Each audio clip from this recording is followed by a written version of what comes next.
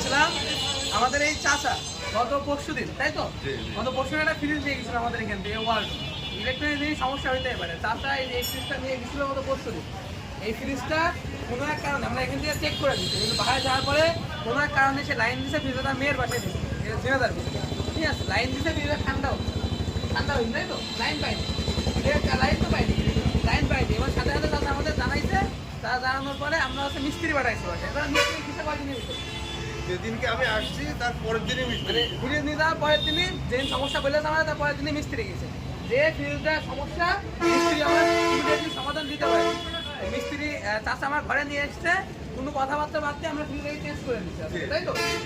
এই ফ্রিজটা বাদ দিয়ে তাছাড়া এই ফ্রিজটা আমার বন্ধুরা সেম মডেলে এই কালারটা দিয়ে দিচ্ছি, এই যে এইটা। চাষার অনুমতিটা কি কেমন, যে ফ্রিজটা একদিনের ভিতরে যে সমস্যা হইলো, সমস্যা হইতে পারে, সমাধান হয়ে গেল, চেঞ্জ করে দিলাম, এইটাই আমার বড় ঠিক আছে।